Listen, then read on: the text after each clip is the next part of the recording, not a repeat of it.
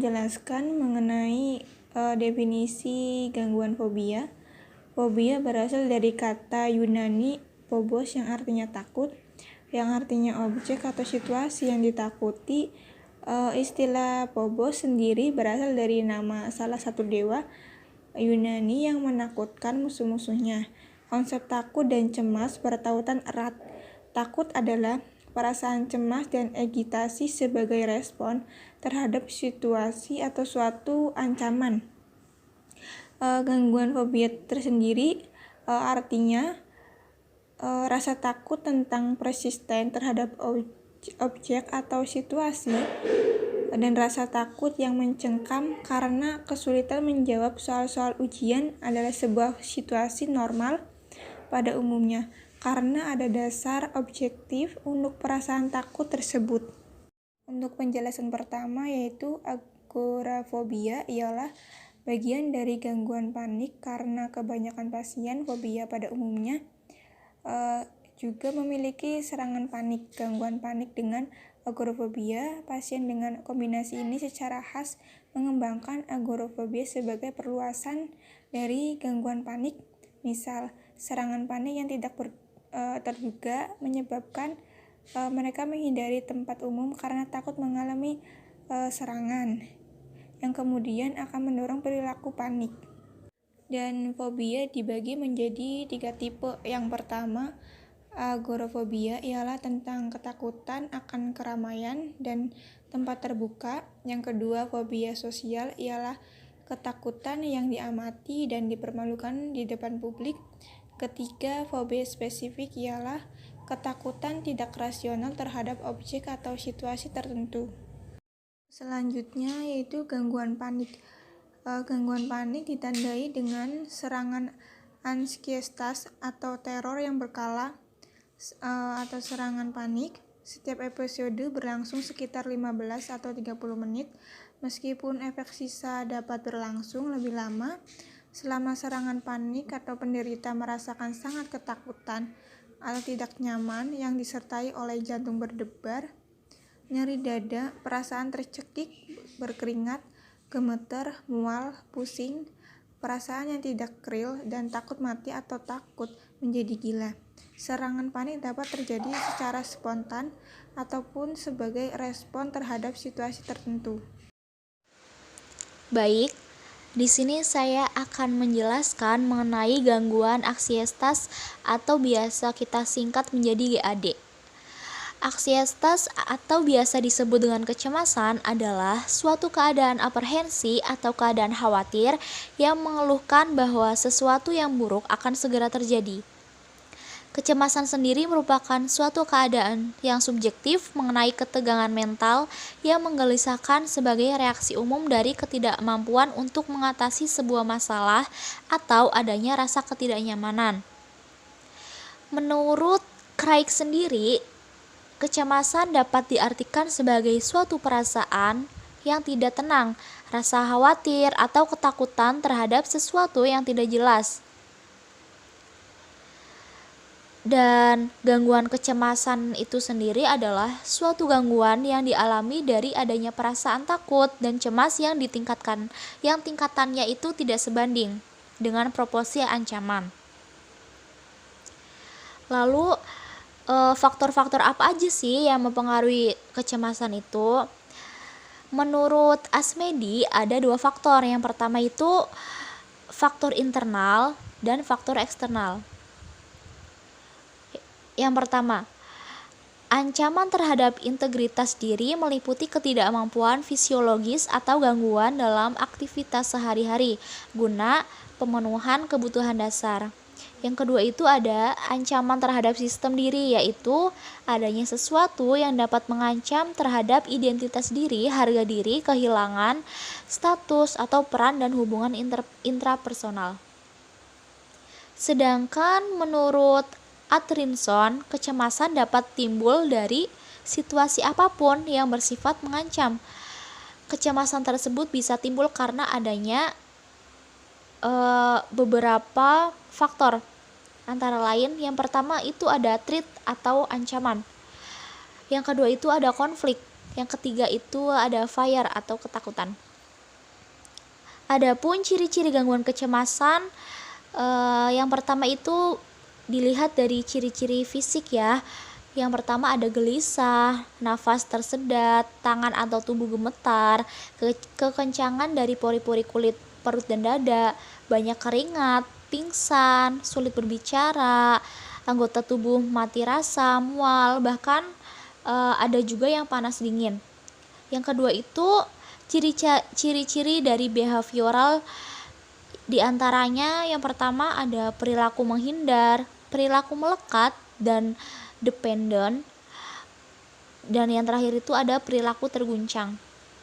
Sedangkan ciri-ciri kognitifnya dari kecemasan antara lain, yang pertama itu ada khawatir tentang sesuatu, perasaan terganggu, keyakinan sesuatu yang buruk, merasa terancam oleh orang atau peristiwa yang ada di sekitarnya, berpikir bahwa semuanya itu tidak bisa dikendalikan. Bahkan sampai ada yang ketakutan menghadapi masalah. Dan apa aja sih jenis-jenis gangguan kecemasan itu?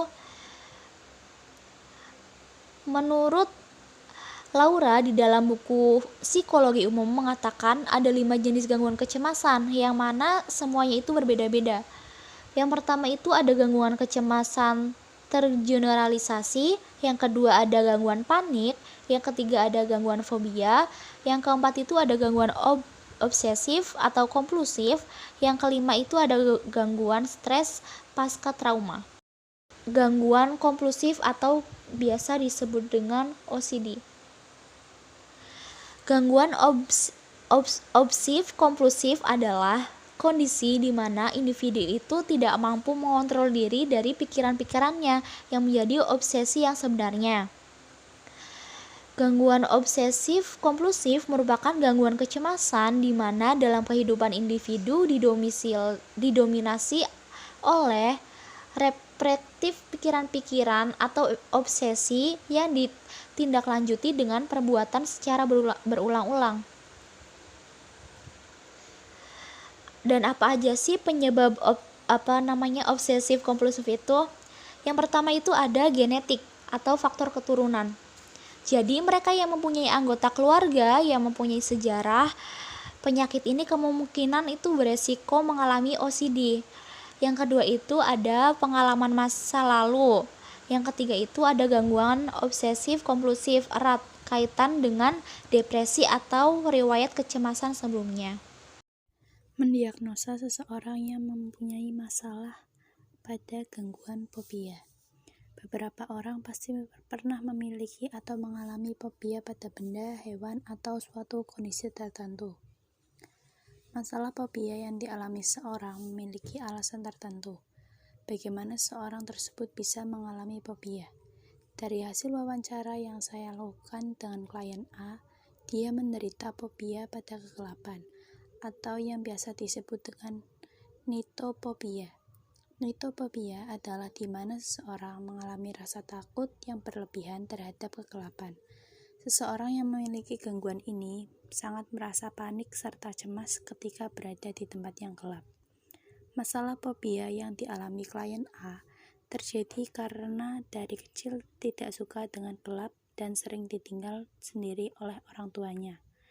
Karena pada saat itu orang tuanya dari klien A bekerja dari pagi sampai malam, dan saat malam hari pernah terdapat kejadian listrik padam, sehingga membuat klien A merasa panik, cemas, dan takut, karena dia sendirian di rumah dan tidak bisa melihat sekitar dengan jelas, akibat dari listrik padam tersebut, sehingga terbawa sampai sekarang. Jika melihat sekitarnya gelap, klien A merasa lemas, takut, dan cemas yang berlebihan, gemetaran, dan terkadang sampai sesak nafas.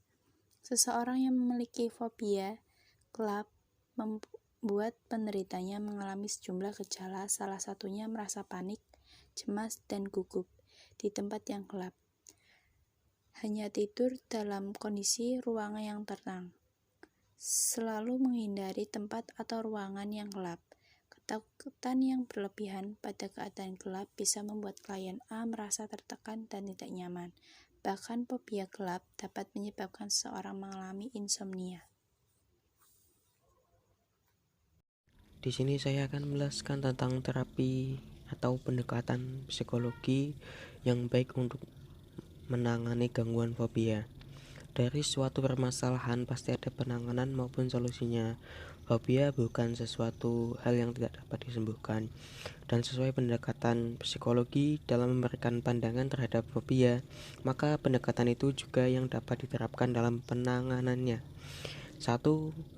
Dengan pendekatan psikoanalisa. Tujuan psikoanalisa ini adalah untuk memunculkan konflik-konflik yang dianggap sebagai awal mula munculnya kecemasan, berupa ketakutan yang berlebihan, dan reaksi menghindar yang menjadi ciri dari gangguan fobia. Ada beberapa kombinasi teknik yang dapat digunakan, misalnya asosiasi bebas dan analisis mimpi. Namun, beberapa analisis ego kontemporer melakukan penanganan terhadap fobia dengan meminta orang tersebut menghadapi ketakutan atau fobianya. Hal ini sangat penting untuk mengobati simptom meskipun tidak dapat menyelesaikan konflik yang diasumsikan menyebabkan fobia. Yang kedua adalah pendekatan behavioral. Pendekatan ini menggunakan desensitisasi sistematis sebagai metode utama. Individu yang mengalami fobia membayangkan sesuatu gambaran atau berstimulus fobia yang semakin lama akan menakutkan. Sementara mereka dalam keadaan tenang, ada proses relaksasi. Namun, metode relaksasi tidak dapat digunakan kepada individu yang mengalami fobia kepada darah atau suntikan karena bisa mengakibatkan pingsan dan juga meningkatkan ketakutannya.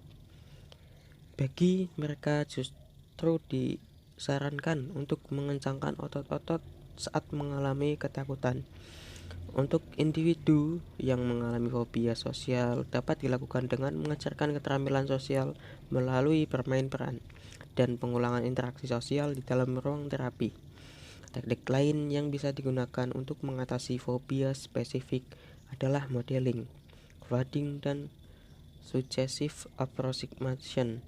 Melalui modeling, individu menyaksikan orang lain melakukan interaksi terhadap objek yang ditakutinya tanpa rasa takut. Pada teknik flooding, klien dihadapkan secara langsung pada sumber fobianya dengan intensitas penuh. Namun, cara ini sebaiknya dilakukan sebagai alternatif terakhir karena dapat menimbulkan rasa tidak nyaman bagi penderitanya. Dalam teknik successive approximation, sumber fobia ditampilkan secara bertahap dan individu mendapatkan imbalan setiap kali berhasil mendekati objek. Teknik ini merupakan bentuk dari metode shaping. Yang ketiga adalah pendekatan kognitif. Penderita fobia spesifik menunjukkan bahwa mereka memiliki pandangan kognitif yang skeptis.